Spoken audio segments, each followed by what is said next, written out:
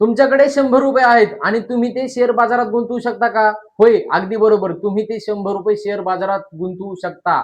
आज आपण बघणार आहोत, तुम्ही 100 रुपयापासून शेअर बाजारात गुंतवणूक कशी करू शकता, पहिला शेअर कसा खरेदी करू शकता, कोणतं ऍप वापरावं आणि सुरुवातीला कोणत्या चुका टाळाव्या. नमस्कार, मी नवनाथ आणि तुम्ही पाहत आहात नवनाथ आंधळी. बिझनेस आणि फायनान्स रिलेटेड आपल्या चॅनलमध्ये आपलं स्वागत आहे. चला तर सुरू करूया. 100 रुपयापासून शेअर कसा खरेदी करायचा, 100 रुपयापासून गुंतवणूक कशी सुरू करायची. 100 रुपयावर शेअर खरेदी करणं शक्य आहे का? होय. पूर्वी लोकांना वाटायचं की शेअर खरेदी करण्यासाठी, शेअर बाजारात गुंतवणूक करण्यासाठी हजारो रुपये लागतील. पण आता तसं नाही. काही ब्रोकिंग ऍपमुळे हे शक्य झालं आहे. 100, 200, 500 पासून आपण सुरू करू शकतो. विशेष म्हणजे म्युच्युअल फंड, SIP, ETE आणि काही कमी किमतीचे शेअर असणाऱ्या कंपन्यांचे शेअर आपण खरेदी करू शकतो. सुरुवातीला गुंतवणूक करण्यासाठी तुम्हाला काय काय गोष्टी लागतील? सुरुवातीला गुंतवणूक करण्यासाठी तुम्हाला 4 गोष्टी लागतील. पहिलं म्हणजे तुमचं Aadhaar card, PAN card, bank account आणि मोबाईल नंबर. या सर्वांना तुम्ही ॲपमध्ये लॉग इन करून तुम्ही शेअर खरेदी करू शकता आणि तुम्ही खरेदी केलेले शेअर त्या ब्रोकर ॲपच्या डॅशबोर्डमध्ये तुम्हाला दिसतील.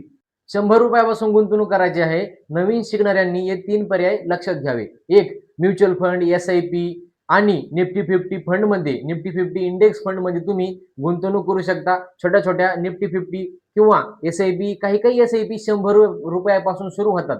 निफ्टी 50 केली, SIP केली, यामध्ये तुम्हाला म्युच्युअल फंडमध्ये अलग अलग कंपन्यांमध्ये तुमची गुंतवणूक होऊ शकते. सुरुवातीला कमी किमतीचे शेअर खरेदी करा, म्हणजे तुम्हाला रिस्क कमी असेल, तुम्ही त्याच्यातून शिकाल. सुरुवातीला तुम्ही कमी किमतीचे शेअर खरेदी करा, म्हणजे तुम्हाला त्याच्यातून अनुभव येईल.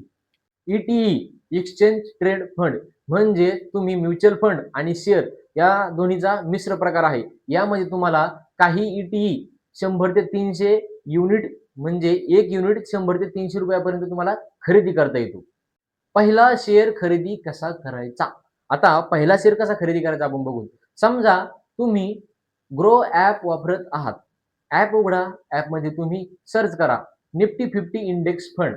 सर्च केल्याच्या नंतर तुम्ही त्यात तुम्हाला किती पैसे टाकायचे ते पैसे टाकू शकता. त्याच्यानंतर तुम्ही ते सबमिट करून तुम्ही त्यात किती पैसे टाकले आहेत ते पैसे UPI द्वारे पेमेंट करू शकता आणि पेमेंट झालं की तुम्हाला त्या ॲपच्या डॅशबोर्डमध्ये तुम्ही किती शेअर किती इन्व्हेस्ट केली आहे ते दिसेल. मित्रांनो, 100 रुपये ही खूप छोटी रक्कम आहे.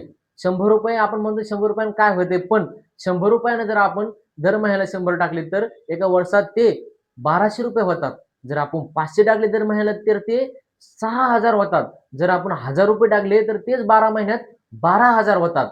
मित्रांनो, आणि हेच पैसे जर 15-20 वर्षानंतर किती होतील विचार करा. 100 रुपये रक्कम कमी आहे, पण दीर्घकालीन ती रक्कम आपल्याला भरपूर पैसे कमवून देणार आहे, हे विचारात ठेवा.